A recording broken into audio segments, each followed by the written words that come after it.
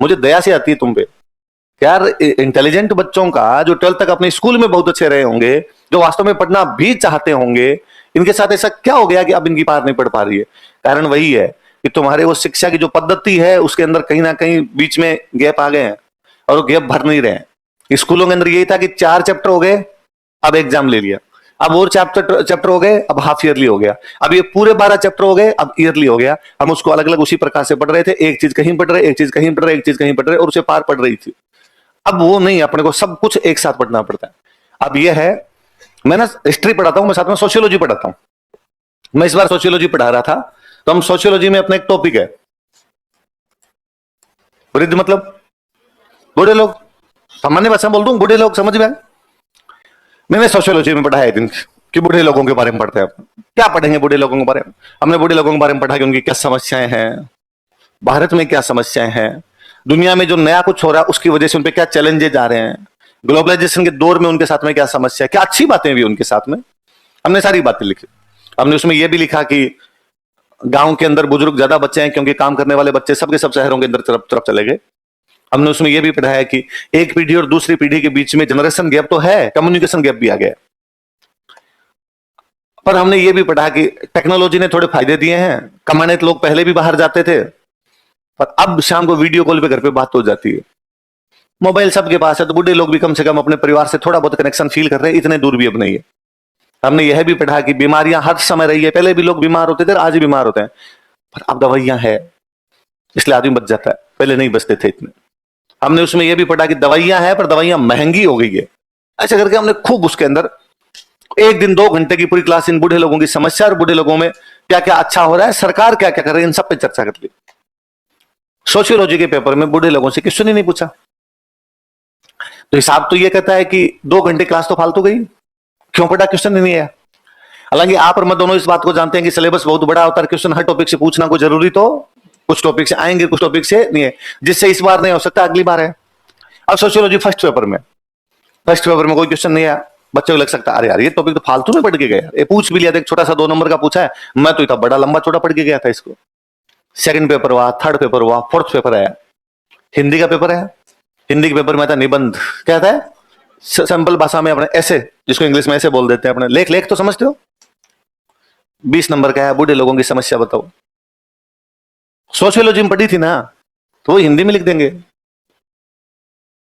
पढ़ाई काम आती है, यहां नहीं तो वहां काम आएगी, वहां नहीं तो वहां काम आएगी। मैं जब बच्चों को कहता हूं कि तुम्हें अखबार पढ़ना चाहिए, तो स्टूडेंट कहता है क्यों पढ़ना चाहिए, तो मैं सिंपल भाषा में इसको जब जवाब दे दूं तो मैं ये कहता हूं कि यार करंट तैयार होगा। तो उसका मेरे से सवाल होता है कि तो 10 रुपए की मैगजीन आती है, मैं उसे पढ़ लूंगा। 30 दिन की चीजें एक साथ पढ़ने की अपेक्षा 30 दिन डेली पढ़ें तो अलग बात नहीं है क्या? कोई दूसरा आदमी है क्या, मार्केट बड़ा सियाना है जी। मार्केट को जब ये पता चला ना कि तुम नई पीढ़ी के बच्चे धाप के आलसी हो और तुम पढ़ते नहीं हो, मार्केट ने एक बड़ा अच्छा काम किया। मार्केट को पता चला ये बच्चे अखबार नहीं पढ़ते, पर एग्जाम में तो करंट के क्वेश्चन आते हैं। तो मेरे पर का एक कोई सियाना आदमी था, उसने कहा मैं तो पढ़ता ही हूं डेली। हाँ, अब मैंने आज पढ़ा अखबार में कुछ, उसके नोट्स बना लिए, कल पढ़ा अखबार में कुछ, उसके नोट्स बना लिए, 30 दिन अखबार में पढ़ा, 30 दिन के नोट्स बना लिए। फिर थोड़ी काट छांट की, ये चीज हटा सकता हूँ, ये जोड़ सकता हूँ, ये हटा सकता हूँ, ये जोड़ सकता हूँ। फिर किसी प्रिंटिंग प्रेस वाले को जाकर इनको छाप दे, मेरे 30 दिन के नोट्स को। उसने छाप दिए, मैंने 20-20 रुपए में किताब बेची हो। तुमने तो पढ़ा नहीं था 30 दिन अखबार, तुम 20-20 रुपए की किताब लाए। पर 30 दिन का एक साथ याद कैसे होगा? मैं कल चूरू किसी कार्यक्रम में था, तो मैं वहां बच्चों से बात कर रहा था, तब मैं उनको बता रहा था, तेरा अखबार में एक दिन एक न्यूज आती है कि प्रधानमंत्री मोदी 5 देशों की यात्रा पर जाएंगे, Ghana, Nigeria, Trinidad and Tobago, Brazil, Namibia. हमने छोटी सी एक न्यूज पढ़ी, 2 दिन बाद न्यूज आती है प्रधानमंत्री मोदी की 5 देशों की यात्रा हुई प्रारंभ, आज जाएंगे वे घाना।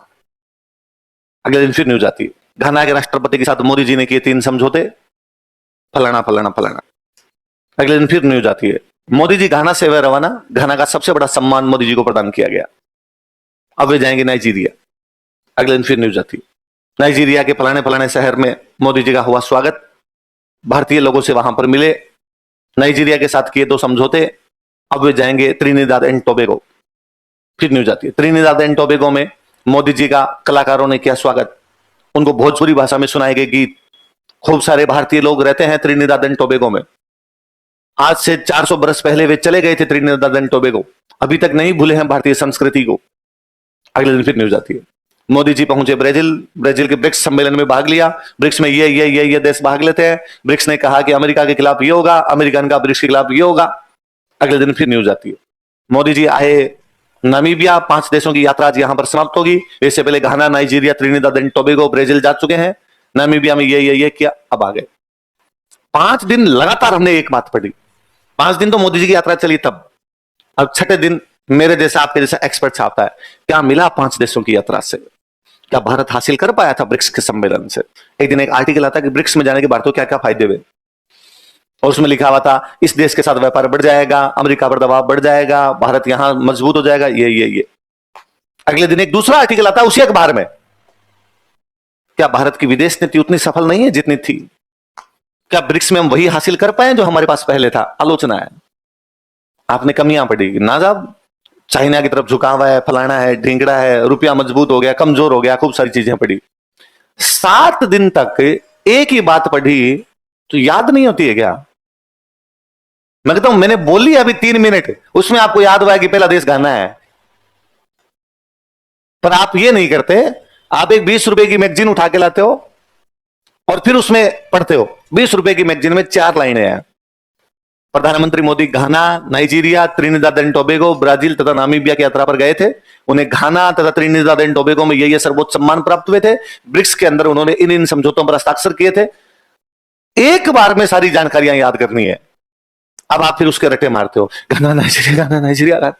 यार नाइजीरिया ऊपर आ जाता है, घाना नीचे चला जाता है, क्यों करना। कई बार कोई पुराने बैच जो हो जाते हैं ना, तो मेरे को बच्चे आगे कहते हैं जब बैच कंप्लीट हो गया, तैयारी अच्छी है, मैं आरएस का पेपर दूंगा, पर सर सिलेक्शन नहीं हुआ तो तब देखेंगे यार, नहीं होगा तब का देखेंगे। नहीं सर अगली वैकेंसी तो 3 साल बाद में आएगी, और फिर क्या मैं 3 साल बैठा रहूंगा, क्या मुझे plan B, plan C, D और ले लेने चाहिए क्या, ये वाला एग्जाम, ये वाला एग्जाम और ये वाला एग्जाम और दे लूं क्या। नहीं देने तो सर फिर खर्चा कैसे चलेगा, घर वालों ने मना कर दिया पैसे देने से। तो मैं भी एक पुराने बीच में कह रहा था, जिस दिन रुपए की इतनी चिंता आएगी ना, उस दिन 30 दिन का अखबार पढ़ के अपने एक मैगजीन निकाल लेंगे। किसी आपके मेरे जैसे स्टूडेंट ने निकाल रखी है, अखबार पढ़ के तो लिखता है, इतना तो तुम्हें ज्ञान हो गया होगा। पैसे कमाना महाभारत है क्या दुनिया में, कमा के तो कहीं खा लेंगे यार, पहले इस टारगेट पे तो ध्यान दे। इसके लिए इधर उधर के फॉर्म क्यों भरने हैं। और ये एक सिंपल तरीका बताया, 100 ऐसे तरीके और हैं जिनके माध्यम से अपना खर्चा तो अपने निकाल ही लेंगे, और ढंग से निकाल लेंगे। तुम उधर नहीं कमाओगे, उससे ज्यादा कमा लेंगे, पर उसके लिए थोड़ा सा ध्यान देने की आवश्यकता है, थोड़ा सा चीजों को व्यवस्थित करने की आवश्यकता है। इसलिए अखबार पढ़ें, डेली पढ़ें, एक भी दिन ना जाने दें। सर कौन सा अखबार पढ़ूं, 2 बड़े अखबार आते हैं अपने राजस्थान में, भास्कर पत्रिका, जो आपको अच्छा लगे वो पढ़ लिया जाए। सर मुझे तो अंग्रेजी का पढ़ना है, कौन सा पढ़ूं, जो अच्छा लगे वो पढ़ ले। टाइम्स ऑफ इंडिया पढ़ ले, हिंदुस्तान टाइम्स पढ़ ले, इंडियन एक्सप्रेस पढ़ ले। सर मैं तो द हिंदू ही पढ़ूंगा, वो पढ़ ले। सर द हिंदू की अंग्रेजी बहुत टफ आती है, मेरे से याद नहीं होती, मेरे से पढ़ी नहीं जाती, वो समय ज्यादा लगता है, तो टाइम्स ऑफ इंडिया पढ़ ले, मैंने पहले दिन ही कहा था। और ज्यादा आपको लगे कौन सा पढ़ू, जो सस्ता आता है वो पढ़ ले। क्या है, अखबार सारी एक ही न्यूज छापते हैं। कैसा हो सकता है कि मोदी जी पहले दिन गाना गए और भास्कर ने गाना छापा, पत्रिका का गाना नहीं, अपने अलग छापेंगे। पहले त्रिनिदाद एंड टोबैगो कर देते हैं, जाएंगे तो परसों पर आज लिख देते हैं, मजा आ जाएगा, भास्कर से अलग न्यूज छप जाएगी। कैसा कर सकता है कोई, जो होगा वही होगा, क्यों लोड लेना। हालांकि मैं फिर भी इस बात को भली भांति समझता और जानता हूं कि आप ऐसा नहीं करेंगे, क्योंकि जोर आता है डेली एक ही चीज करने में, और जिन चीजों में जोर आता है ना, इसका मतलब काम किए। जिनके अंदर मेहनत करनी पड़ती है ना, इसका मतलब काम किए। तो थोड़ा सा ध्यान दें, मेहनत करें उस चीज के ऊपर, वरना फिर वही है। खूब सारे बच्चे आकर सर कोचिंग में तो इतने सारे बच्चे आते हैं, फिर सर कुछ का ही सिलेक्शन क्यों होता है। स्टूडेंट आकर कहता है नए नए जब तुम आते हो ना, तब तुम बड़ी छड़ियां खाते हो, ऐसे ही हो, तुम्हें लगता है बस एक कोचिंग में एक सीट पड़ी है और उसके ऊपर लिखा हुआ है एसडीएम, मैं जाऊंगा और जाकर दूंगा, बस कब जा, अब इस पे कोई नहीं बैठना चाहिए, है ना। और तुम इन सीटों को वो सीट समझ लेते हो आरएस वाली। नया नया स्टूडेंट आकर कहता है सर मुझे बनना ही है, क्यों फालतू की बात करनी। पढ़, एग्जाम होगा तब का तब देखेंगे, पहले प्रक्रिया तो शुरू हो। तू सीधा का सीधा उस पे क्यों पहुंच जाता है, लास्ट पे क्यों पहुंच जाता है? इसमें बीच में कई जंजाल है, वो जंजाल तो पूरे हो। नहीं नहीं सर, मैंने 9th क्लास में सपना देख लिया था, इसके बिना और कुछ करूंगा ही नहीं, केवल मैं आरएस ही बनूंगा। आप तो ये बताओ नोट्स के अलावा और क्या क्या पढ़ना है? मैं बता दूंगा, फिर तू नहीं पढ़ेगा तो। नहीं सर पक्का पढ़ूंगा, आप तो नाम बता दो। अखबार पढ़ना है सर, अखबार थोड़ी और बताओ सर कुछ। सर बुक्स बता दो मुझे, कौन कौन सी पढ़नी है हिस्ट्री की। यदि तुझे ही बुक पढ़नी है फिर मैं क्या कर रहा हूं? ये काम तो मेरा है ना कि मैं 10 बुक पढ़ूं, उन 10 बुक की अच्छी अच्छी बातें छांटूं और तुम्हें लिखा दूं। तुम्हें घर पे जाके बुक पढ़नी है तो यहां फीस क्यों दी? फिर तो 10 बुक तुम पढ़ते, तुम नोट्स बना लेते। सर उसमें तो टाइम लगता, तो वो कम करने के तो पैसे लिए हैं।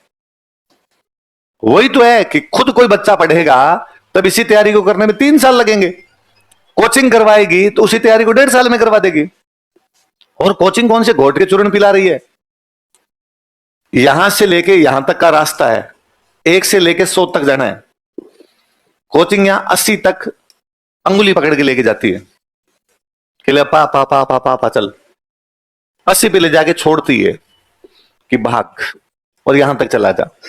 जो बच्चे 80 के बाद अंगुली छुटा के भाग जाते हैं वो सिलेक्ट हो जाते हैं। कई 80 पे जाके बैठ जाते हैं कि गोदी ले, इतनी देर तो अंगुली पकड़ के तो आया था, अब तो गोदी लेना पड़ेगा।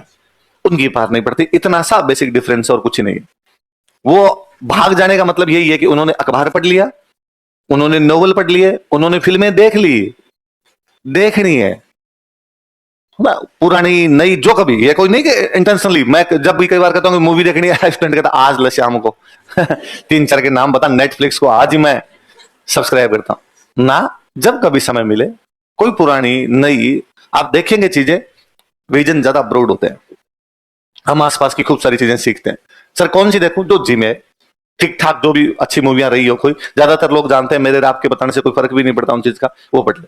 नोवेल कौन से पढ़ूं? मैंने बता दिया, प्रेमचंद जी से शुरू कर ले, धीरे धीरे आपका इंटरेस्ट अपने आप बढ़ेगा, हो जाएगा। सर अखबार कौन सा पढ़ूं? जो अच्छा लगे अखबार उसको पढ़ लिया जाए। और क्या करूं? और डेली कोचिंग आ जाए आना केवल है ना, बाकी हम करवा लेंगे, क्योंकि आओगे भी तो नहीं। अभी नई नई फीस दिए तब तक आओगे, कई दिन आओगे, महीने भर ढंग से आओगे, फिर महीने भर बाद में आपको मोक्ष प्राप्त होती है ना। आपको लगता है कि ना घर पे बैठ के भी तो पढ़ाई जा सकता है, ऑनलाइन भी तो सेम ही आ रहा है ना, तो क्या ना ऑनलाइन पढ़ लो। आज बाहर थोड़ी बारिश है, आज बारिश है ना बाहर, पर पहला दिन था, सारे आए हो, फिर नए नए रुपए लगे हैं। महीने भर बाद में आपको तक ना बारिश में ऐसे बाहर नहीं जाते, मौसम नाम की चीज होती है कोई। हाँ, और ऐसे थोड़ी होता है कल सर्दी जुकाम हो जाए, बुखार लग जाए, फिर 1 महीने जा ही नहीं पाएंगे। इससे अच्छा आज घर पे बैठ के पढ़ लेता हूं, और एक दिन ना जाऊंगा तो क्या फर्क पड़ जाएगा? आ जाए डेली, बाकी हम देख दाख लेंगे। और क्या करूं सर? हम टेस्ट लेंगे, 10-15 दिन बाद में हम शुरू कर देंगे, महीने के 3-4 टेस्ट लेंगे हम, वो सारे दे लें। स्टूडेंट नया नया जब एडमिशन लेता है ना, तब रिसेप्शन वालों के कान खाता है, वहां बैठा बैठा पूछता है। आजकल तो हालांकि आप छोटे बच्चे आने लगे तो आप तो नहीं पूछते होंगे इतना, पहले थोड़े से जब बड़े लोग आते तो वह रिसेप्शन पर बैठ के पूछते। ये पढ़ाना वढ़ाना ठीक है, टेस्ट वेस्ट लेते हो कि नहीं लेते तुम? रिसेप्शन वाले थोड़े पोलाइट होकर कहते हैं कि जी सर हम खूब सारे टेस्ट लेते हैं कहने की बातें हैं, लेते हो कि नहीं लेते सच में? नहीं सर हम वास्तव में टेस्ट लेते हैं। हालात ये है, तुम रूम में 500 बैठे होंगे, 600 बैठे होंगे, हम जब पहला टेस्ट लेंगे तो सारे के सारे आओगे, वे भी जिनका पढ़ा हुआ है, वे भी जिनका ना पढ़ा हुआ है, तो भी आओगे। और हम ये सोचते हैं कि यार क्लास में बच्चे 700, तो 700 के 700 अपने छपवा लीजिए, हम 700 पेपर छपवा लेते हैं, क्योंकि हम जानते हैं सारे बच्चे देंगे। 2 टेस्ट बाद तीसरे टेस्ट में हम ढंग से जानते हैं कि पेपर ही 650 छपवाने हैं, क्योंकि 50 तो आएंगे नहीं। 2 टेस्ट बाद में हमें यह भी पता होता है कि अपने को 650 छपवाने हैं, वापस कॉपी 600 ही आएगी, 50 साथ में लेके जाएंगे घर पे, क्योंकि 50 को पेपर देते समय तत्व ज्ञान होता है कि ना दुनिया पितल दिया है, कुछ नहीं रखा हुआ। और इस पेपर से क्या होता है, आरपीसी के पेपर में जो पास करेगा उसका होगा सिलेक्शन, कोचिंग वालों के पेपर से क्या फर्क पड़ता है? हम ये भी जानते हैं कि उन 650 में से जो 600 कॉपियां हमारे पास आएगी, उनमें 30 पर नाम होंगे अलाउद्दीन खिलजी, मोहम्मद बिन तुगलक,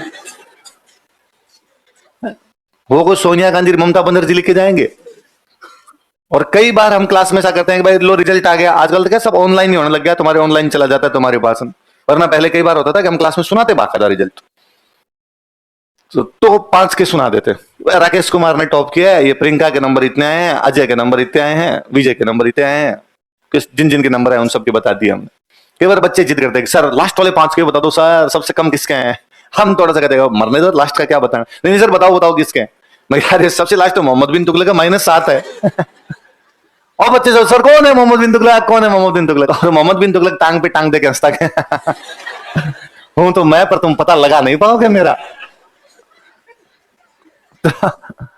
इसमें तेरा घाटा, हमारा तो कुछ नहीं जाता, तो क्यों किया जाए ऐसा।